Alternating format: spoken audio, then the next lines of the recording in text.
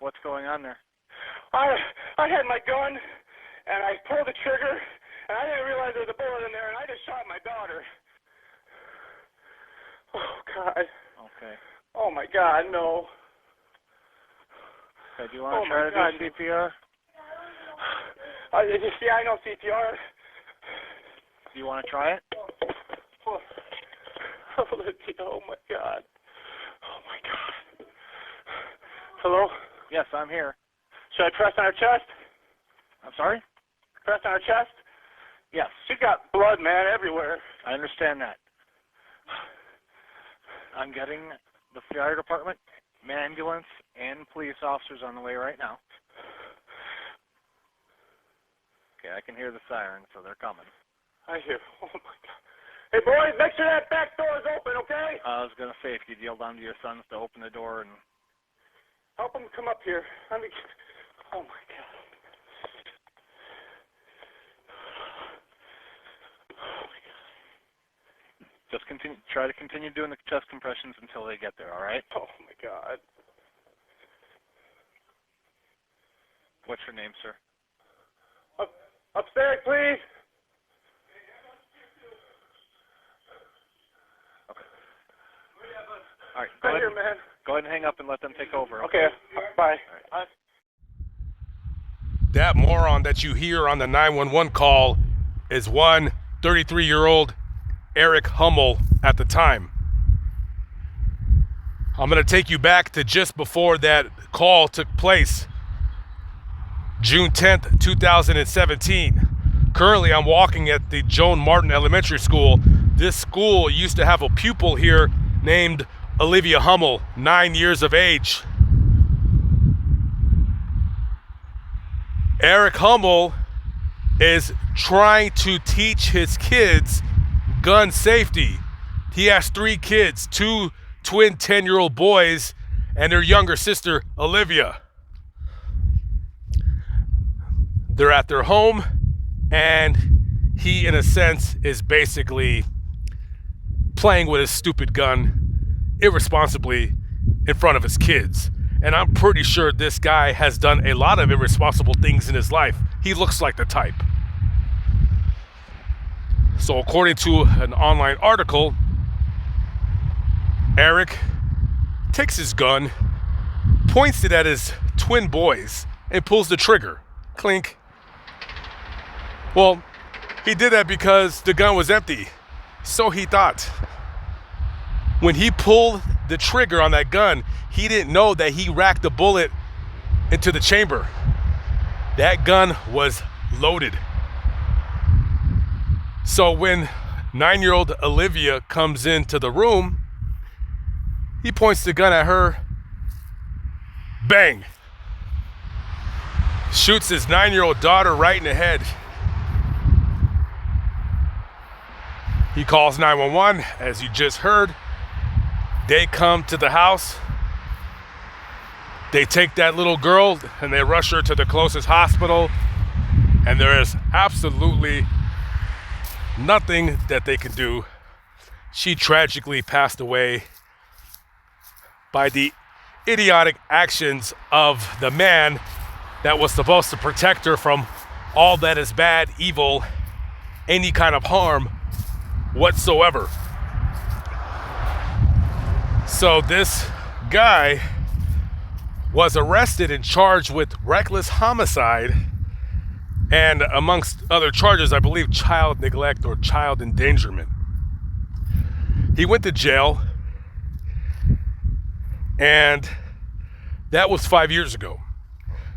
So the reason why I'm talking about this case now is because they just reached an end to the case. Now, the prosecutor in this case, Arturo Balcazar, wanted 8.5 years in prison for this moron.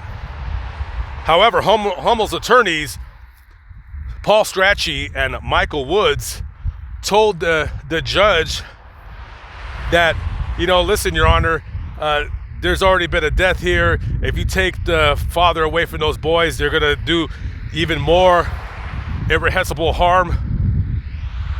we're asking for probation for our client. And the judge, one person named Natalie Bakota, actually agrees with these idiots. So Eric Hummel, now 38 years of age, gets off pretty much scot-free. He is sentenced to 1 year of pretty much day jail at the Lake County Corrections Program, but he gets to go home. So 1 year jail time, day jail, if you will, and then 3.5 years of probation. He will be a felon forever, and he will not allowed to ever be allowed to own a firearm. That is the house where that shooting took place. And I read online that the kids are no longer in his custody. They're in the grandparents' custody. I do not know where the mother of the children is. There was no mention of her. Now, when I read this story, yeah, it's easy for me to call him a moron because that's what he is. I'm pretty sure he's done stupid things like that all his life. And when I read that, I said, how do you not go to jail for killing your kid? I could have sworn, last time I checked, right, that a judge's job was to uphold the law, not go against it. But then we have different states, different counties, different jurisdictions. I guess that a judge, the sentencing guidelines in Indiana is 0 to life. I guess I have no idea. So Natalie Bakota, I don't know if this is an electable office to hold, but whoever lives in the Hobart, Indiana community, is this the judge that you elected? You elected her to uphold the law. So is upholding the law is letting a man who, even though it was an accident, using terrible judgment, pointing a firearm at your children. Now, there's no words that I could say that's gonna bring that child back. It's pretty much useless and pointless to lambast this person for what he did, because he's gonna have to wake up every day for the rest of his life and realize that he killed his own daughter. And then all the people in this community in Hobart are gonna remember that guy for killing his own kid. I'm pretty sure he's already in the community. But that judge, that moronic judge, I understand that those kids, if he were to be thrown in prison, those kids are going to be without their father. But those kids are without their little sister because their father is an idiot.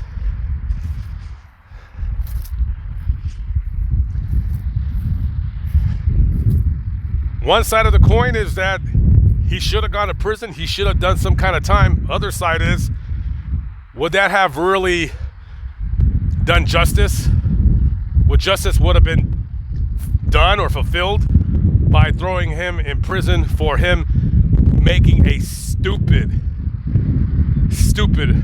horrible, terrible mistake? As terrible and horrible as it is, it was still a tragic accident.